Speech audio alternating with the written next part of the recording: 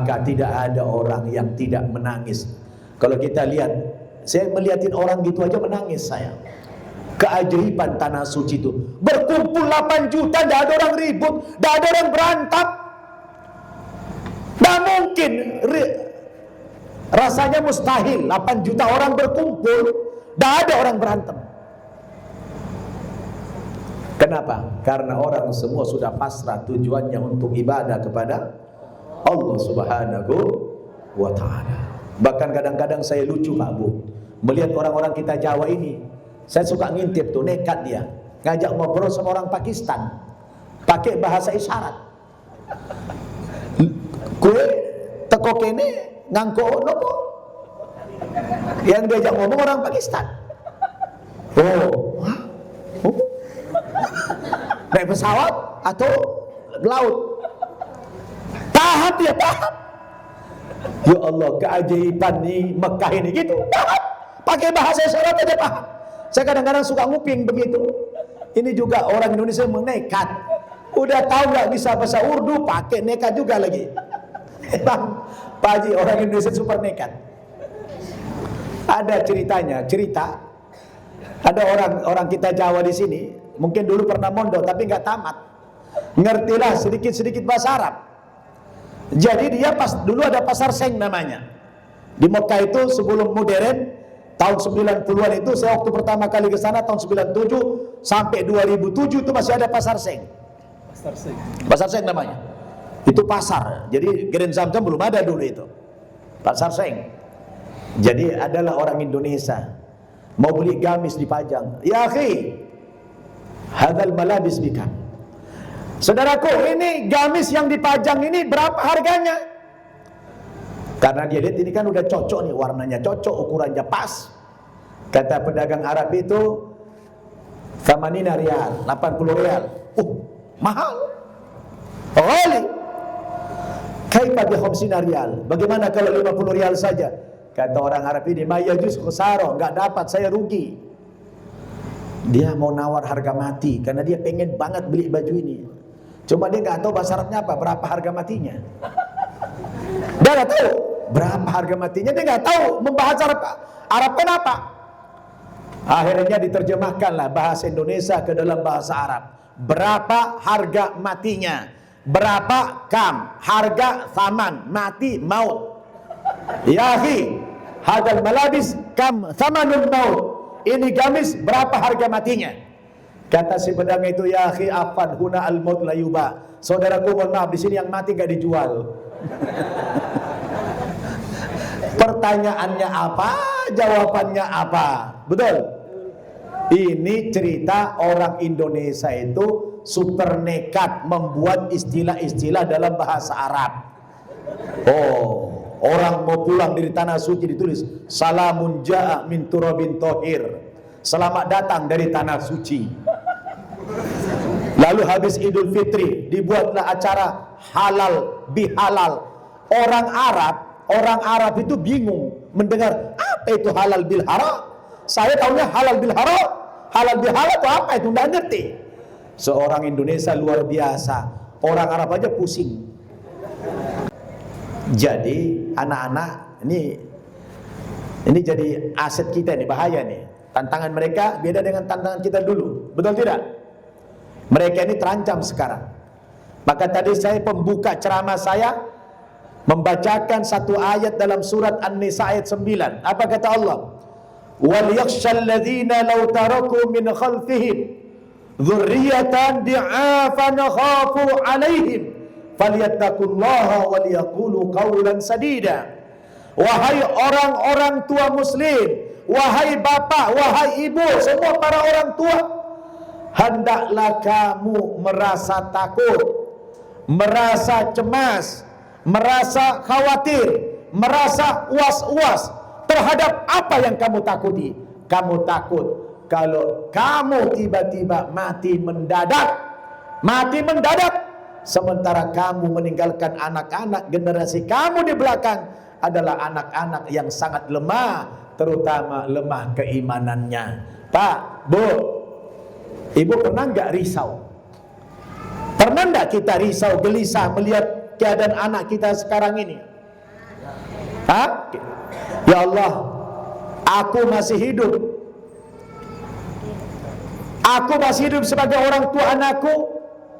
Susahnya minta ampun mengajak mereka ibadah kepadamu ya Allah. Apatah lagi nanti saya sudah tidak ada ya Allah. Siapa yang akan disembah anakku ini ya Allah? Tantangan mereka ke depan sangat berat. Orang-orang misionaris gentayangan di mana-mana. Iman mereka lemah. Bagaimana masa depan agama anak saya ya Allah? Pernahkah Bapak Ibu gelisah memikirkan itu? Pernahkah kita risau memikirkan itu? Kita harus risau. Sebab tantangan anak kita hari ini beda dengan kita dulu 40 tahun yang lalu. Betul tidak? Dulu kita TV cuma satu. Gak ada TV warna, hanya TVRI dulu yang ada. Sekarang ini macam-macam, ada sosmed. Maksiat, kalau dulu orang maksiat setelah keluar dari rumah, sekarang di dalam kamar pun orang sudah bisa maksiat. Kenapa? Karena maksiat itu masuk dari atap, dari genteng dia masuk. Cuk. Masuk ke mana? Masuk ke dalam kamar. Pak, wanita-wanita telanjang bisa terbang, dia naik dari mana? Dari atap, turun ke plafon sampai ke dalam kamar dia masuk. Cukup buka HP itu anak, betul? Jadi luar biasa sekarang tantangan anak-anak kita ini. Gelisah kita, risau kita, betul? Maka saya harus paparkan ini. Apa? Secara global, agama Kristen itu sudah bubar.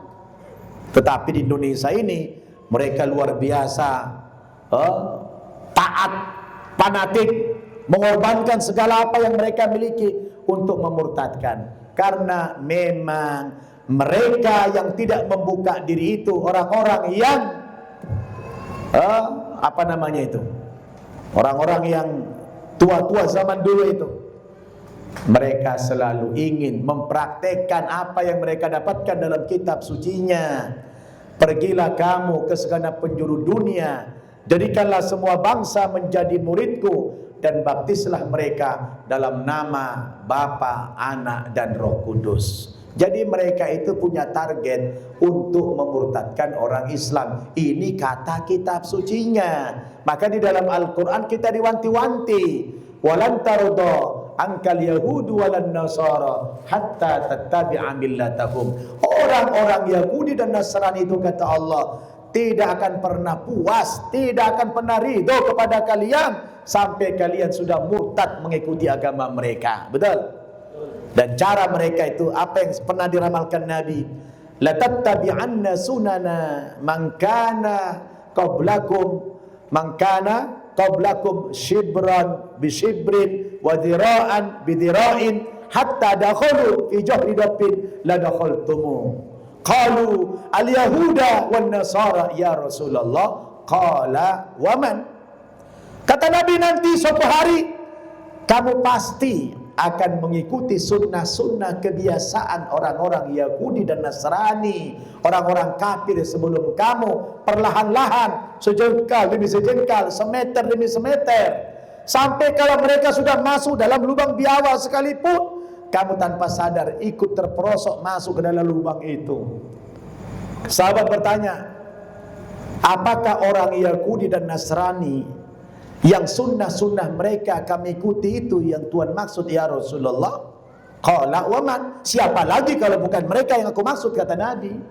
Karena mereka yang punya program untuk memurtadkan orang-orang yang beriman kepada Allah Subhanahu wa ta'ala. Jangankan kita, Nabi Muhammad saja itu mereka ingin lakukan murtadkan. Betul?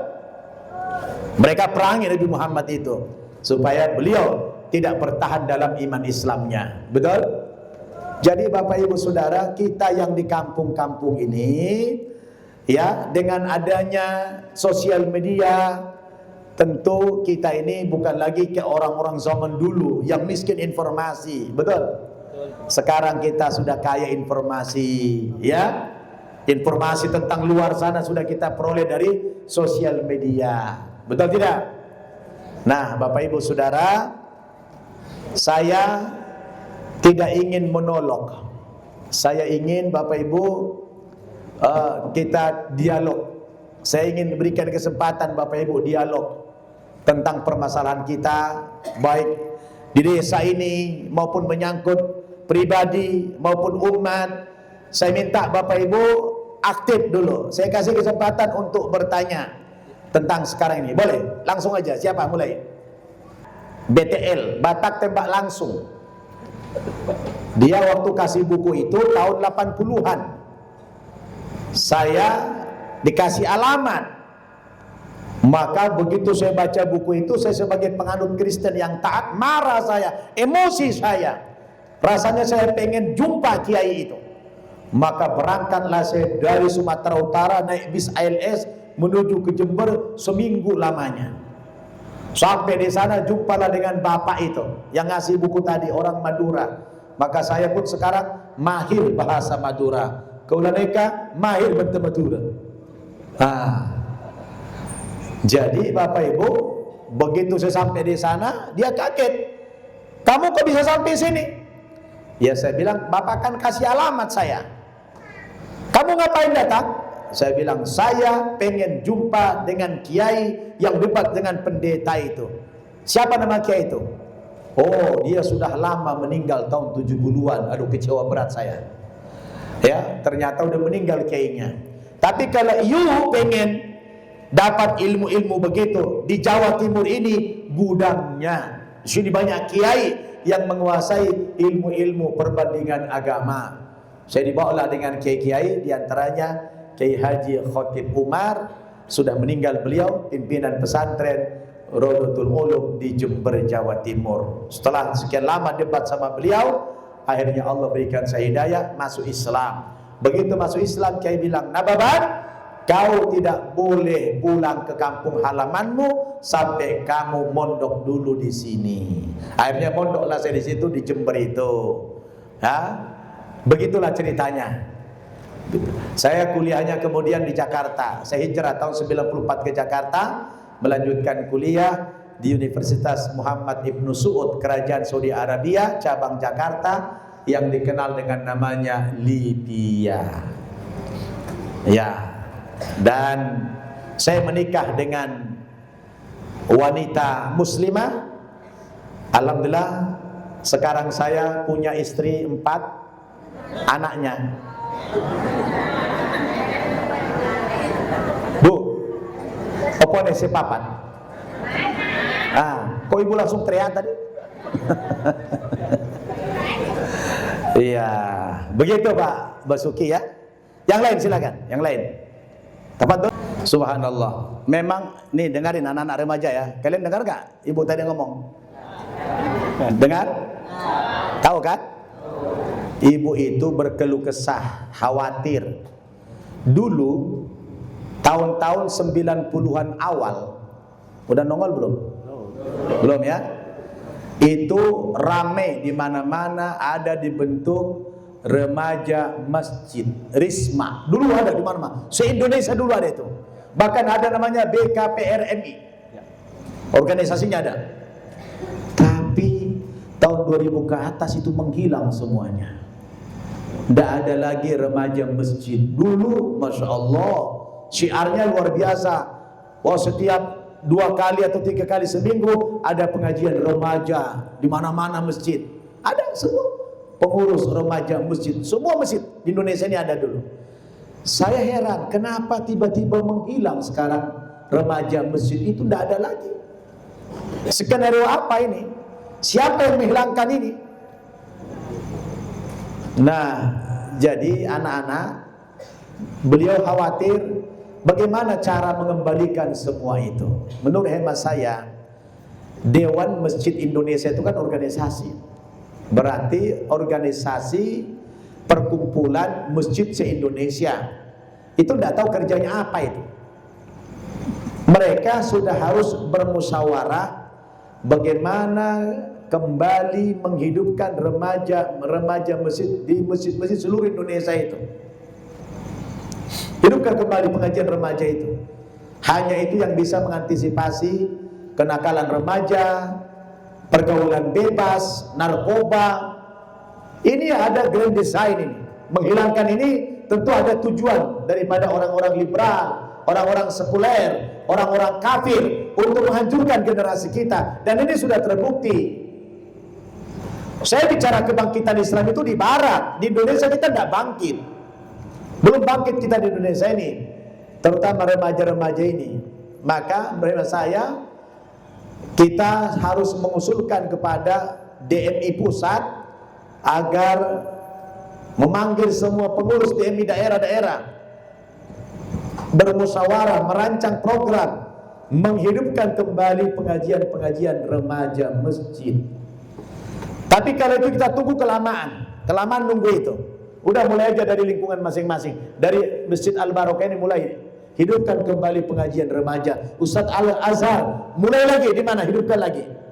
Hidupkan kembali pengajian remaja di masjid. Itu bagian daripada solusi mengatasi kenakalan remaja, pergaulan bebas, narkoba dan sebagainya. Itu sangat efektif dengan bekal-bekal agama.